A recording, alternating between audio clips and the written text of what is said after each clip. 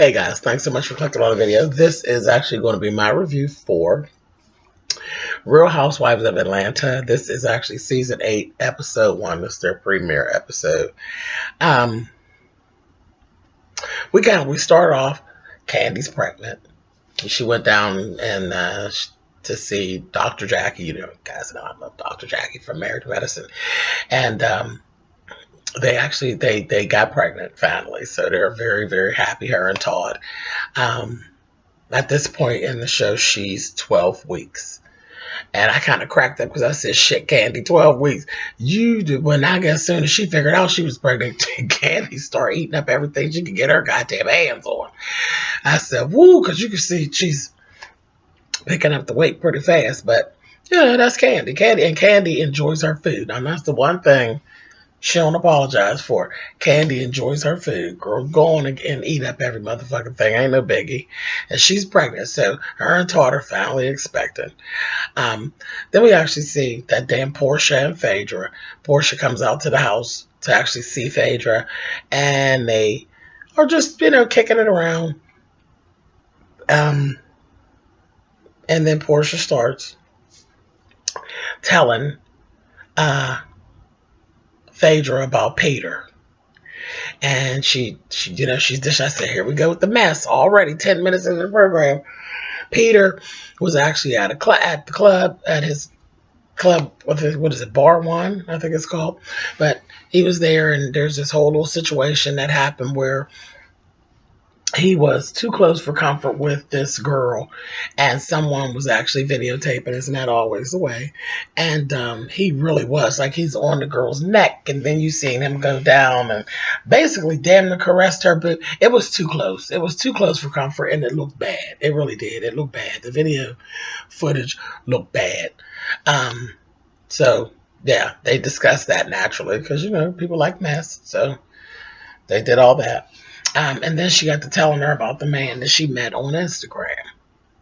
And that was real interesting. And then we kind of seen that, I don't know about that. That's interesting. She met his ass on social media. Turns out he's actually 24 years old. Okay. So he's a young buck, and he's actually a football player. His name is Duke. He's not a bad looking guy. Nice body and all that. Well, he's a football player and all that. After we leave the scene with Phaedra's house, we actually go into the whole thing of him coming in town to see Porsha. Now, Porsha blatantly stood there and told Phaedra, because Phaedra said something about him and his penis, and she's like, oh, I never seen his penis. That bitch is lying. She's lying, and I'll be willing to bet my last $20 on it. She's lying. They showed them two together, honey. And if they didn't fuck, we fucked, honey. And I ain't been nowhere near him. So she lying. She had this little itty bitty tiny dress on. Then she meets him at a hotel. So she live an hour away. Well, what else you got to do? You couldn't go why can't he come to your house? Anyway, so him and her were over at the hotel, and it was very evident that there was going to be some fucking that's going to go on. And it was very evident that there has been some fucking that has already gone on. So she could tell Phaedra any lies she wants to tell her, because they was all up at each other like, child, he knew about her crevices, and she knew about his extensions, honey. She just sitting up lying, that damn Porsha. Y'all know I ain't got her to do anyway. Moving the fuck on. Next, we actually see Kenya and Cynthia. Kenya's taking Cynthia out to the house, to where she's actually purchased this house. And she's going on and on and on about the neighborhood and how fabulous the neighborhood is. It's this rich neighborhood and this, that, thing, and the other. And then she goes on to say, girl, you'll never guess who my neighbor is. And she tells her, she who can't pay, honey. she about Shereé. Chateau, she can't pay. I mean, she just read Shereé and carried on. She just shaded Shereé. From the first time we saw Kenya started her shit. Kenya's getting it herself all said. You know Kenya. So this is what we expect of her. But it was really, she was so goddamn messy this episode. It was like, shit, I don't know, messy Kenya. It was like messy Kenya amplified. You know, she talked about Shereé's ass real bad. She'll say, well, we live like 500 yards, 500 feet away from each other and all of that. And she said, you know, I'm thinking maybe I can, maybe she might have to come over and borrow a cup of sugar or money for her light bill. I said, okay. She got, I mean, just went right in. So then we see the house that Kenya bought, and there's like you have to go down. It was like this road down in the gully to get to it. A little dangerous looking road, you know, with a couple trees. You got to get behind the trees and all this kind of care. But whatever. But this house, it's huge. It's really huge. Again, it was a foreclosure. She said it was not done. So she bought herself a fixer-upper. And I'm sure once she gets done, she's going to turn it out because that's, you know, Kenya. But of course, she went the cheap way around, and you know, shit. I mean, just because you have money don't mean you got to throw it all away on some shit. Because Kenya understands good on Tuesday, not so great on Wednesday. She understands that, you know. So I'm sure Kenya's going to make smart decisions about what she spends on this house. But it's a big old house. But I laughed. I said, look at how they shade each other. That motherfucker Cynthia said, well, girl, when she, you know, because she had talked about how fabulous this house was. And when you got there, it's just a mess. Like, it's a mess. There's spider webs everywhere. You know, if somebody was working on it and then they're not working. Same thing like with Chateau Shereé. But Chateau Shereé is damn near done. Where Cynthia's is still, I mean, it's not anywhere near done. You know, there's boards and wires, and you know, it's nowhere near in a livable state. So I'm laughing, but when I got so tickled when that goddamn Cynthia said, girl, who were the previous owners, honey, Jason or Freddy Krueger? I said, these hoes will just, I mean, they just take jabs at each other and read each other carrying on. I said, Lord have mercy. Next we see Phaedra, and it was kind of hard to believe that Phaedra and Kandi ain't back good because both of these bitches look like they done ate up everything that they came in their path. I said, whoa, what happened, Phaedra? Still, you know, she's still shapely and all, but you can tell she's kind of picked up weight. I said, what's going on? Yeah, okay, whatever. But anyway, her and her mom was talking, and they talked about the whole thing with Apollo. Now, this is the thing that got me. Her and Apollo have literally been in contact. She was saying how he basically is still talking shit to her and getting on her goddamn nerves from prison, which states that she has been in contact with Apollo. And from listening to her talk, you could tell she's been in contact with him. Like, it ain't been like, oh, he called one time since he been gone, that kind of thing. Now, the next scene when we go into Todd and Kandi, Apollo done told Todd that he don't ever get to talk to the kids and don't ever talk to Phaedra. That goddamn Apollo, I believe, is a liar. And I believe he likes to keep the drama going. We figured out tonight that Todd actually has an issue because we know Todd never did. Todd and Kandi did not side with Phaedra. Flat out. They did not. They took a side. And the side they took was Apollo. And that's part of the problem with Kandi and fucking Phaedra, is that Kandi took sides. And she didn't have any business taking sides because it didn't have anything to do with you. You're not a part of that fucking marriage. So I didn't understand. See, I don't understand people taking sides and other people's shit and then voice it. I mean, we watch them. We don't know them. So, shit, I could take sides all I want, but I don't know Kandi, and I don't know Phaedra, and I'm not talking to Phaedra and talking to Kandi. All I'm doing is speaking about what the fuck I saw on TV. But to actually go in and choose sides and be acting some kind of way and voicing your opinion and shit that ain't got nothing to do with you, child, if you don't go somewhere, sit down. So that's kind of what I see with her and Kandi. And then we found out that it goes a little further than that. That motherfucking Phaedra still owes Todd like $8,000, I think it was. Whenever she did her workout video, and then everything started going on with her and Todd, what her and Apollo, and everything was going all haywire, she kind of put that whole project on the back burner, so she never actually released the DVD, the workout DVD. So it's not making her any money. But that's not Todd's problem. Why the fuck do you owe Todd $8,000, Phaedra? That's shady as fuck. And she needs to go. If she owes $8,000, she needs to go ahead and pay Todd his money. But Todd is pretty pissed about it, and he ain't really got Phaedra to do. So he ain't got nothing nice to say about Phaedra. So Apollo's petty to me to know these things and be feeding Todd bad info about Phaedra. But we already know from the door, we watch Apollo's petty. He's very petty in the way he handles things. And he don't have a problem turning folks against Phaedra for his benefit because he's petty, you know. So that's really all a bunch of mess. But that's what I picked up right away. Todd has no use for Phaedra. And you know not to fuck with Kandi's man, so they ain't in the best place. Next, oh yeah, we actually see Cynthia and Peter actually had their little conversation, baby. And Cynthia, there's a new Cynthia in town, baby, and she ain't taking no shit from Mr. Peter too much. She really got in Peter's ass, so motherfucker. You don't get the chance to be out in the street embarrassing me. I don't give a fuck if you really did or didn't really do it or whatever. It was a bad look and I don't fucking appreciate it. And she wasn't taking no for an answer. You know, usually he backs her down and talks shit to her. Cynthia wasn't with that shit. She wasn't with that shit at all. Then she ends up later on, she talks to Mal. Mal always shows, you know, she's a better bitch. She's, you know, misery loves company. And, you know, she don't like Peter. So, of course, we knew Mal was going to show up. So, Mal and Cynthia are talking everything. And Mal goes into the whole thing of asking Cynthia all these different questions. Playing the devil's advocate, you know. And Cynthia kind of came out. She's crying and different things. And she came out and basically told us she's sick of Peter.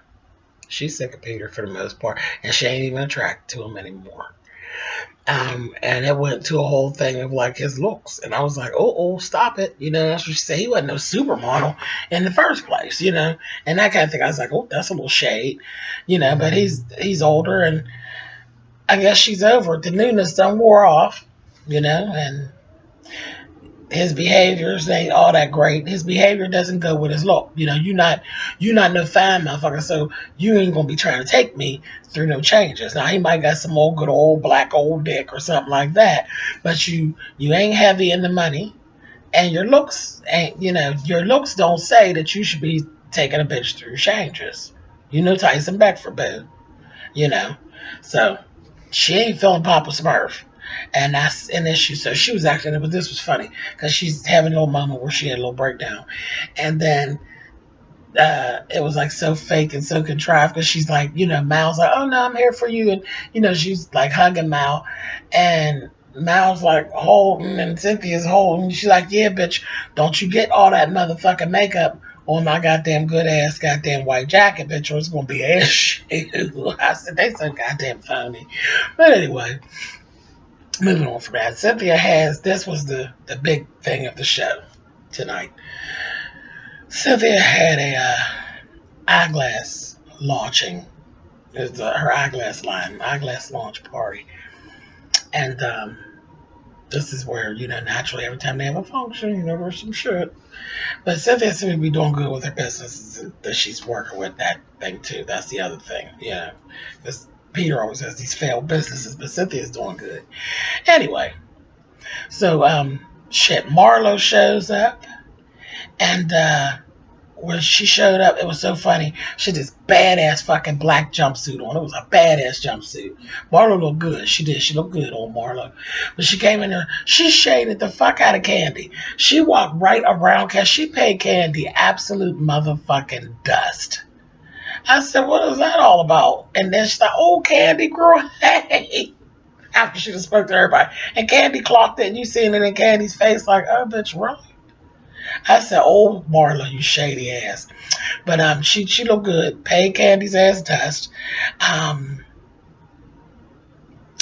Phaedra came in. She had a cute, it was like a cute little capri pant type of little situation going on. It looked like a dress, but it wasn't. It was a pair of capris. It was short. It was pretty sharp. I was like, okay, all right, that was cute. Phaedra, she looked nice. Because again, like I said, she didn't gain some weight, but she looked good. She really did. She looked nice. Um, and she was feeling all her shade. Her confessionals are just shade driven. And Chaka's Shereé pops in later and she gave, oh, look what the cat drank. It's shit by Shereé. I said, ooh, they were really, I said, these people are just too much. First thing happened, Kenya bring her at, got this white gown on and it's too long. It's not just touching the floor.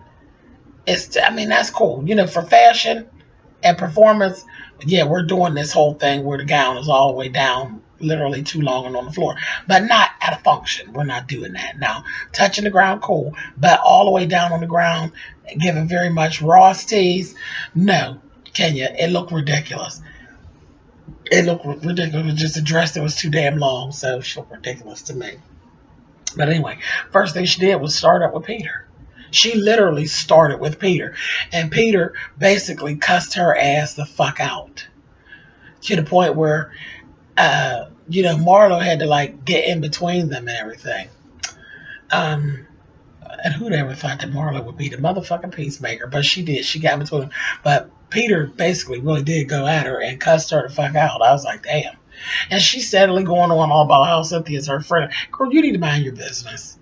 You need to mind your business. But that's Kenya. Kenya's in her process of making sure she's the girl we all love to hate. So that's cool. But please don't get popped, because Papa Smurf, I believe, is an ass whooper. So watch yourself with him, honey. But anyway, after that, of course, she never stopped the whole program. Every time we seen her, she shading Shereé. She's like on this thing of shading Shereé. And called her Chateau she can't pay and this, that, thing, and that. I mean, she's just been letting Shereé have it. So I believe they're gonna have it all season, and I believe it's gonna be some real shit if Shereé actually comes to the reunion. And now keep in mind, remember, Shereé's a hitter. Remember when she yanked Kim's wig and shifted and shit? So you gotta watch that. Everybody, she ain't got no peach in the first place. So we done snatched Kenya and gave her 10 smacks to the mouth, honey. But anyway, oh yeah, what the fuck did Kandi have on? I'm like, what is really going on now? She's gained weight and things ain't fitting, but the outfit itself was just not even in order for what it was that they were doing. You're at a premiere, at a launch party, and you dressed up like you going shopping at the motherfucking Target and wearing one of their outfits. She didn't look good at all. I was like, I mean, it's one thing not to give a fuck. It's another to look like you don't give a fuck. And you obviously don't give a fuck. I said, oh, I don't know about that weekend soccer mom look. But anyway, then they all were in a circle. And fucking Mallory then told when I say all of Cynthia's business.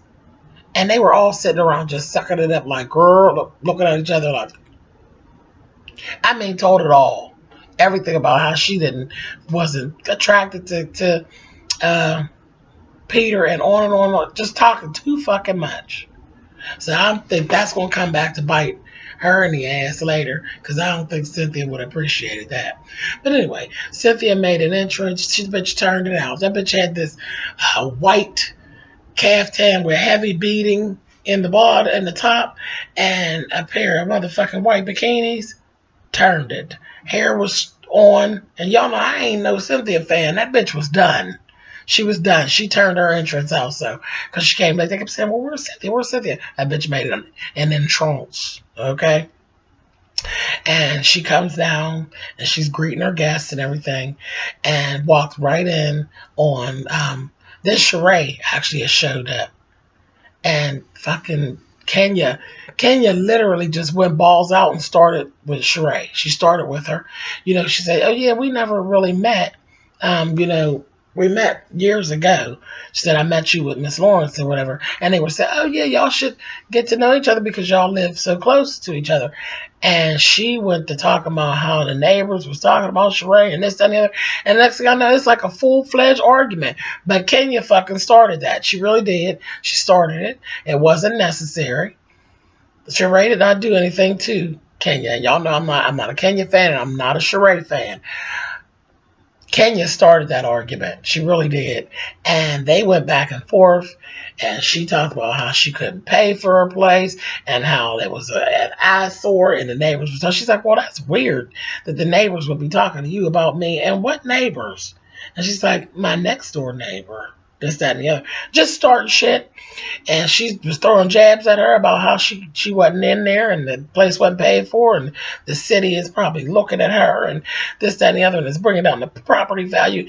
And Shereé was basically getting her together and said, well, yeah, that one, you live down in that little gully, honey. You better hope it doesn't flood. You better know how to swim, honey.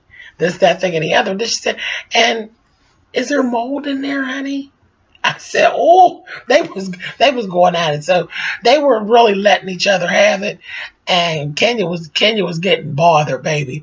Because then she ended up calling Shereé a bitch.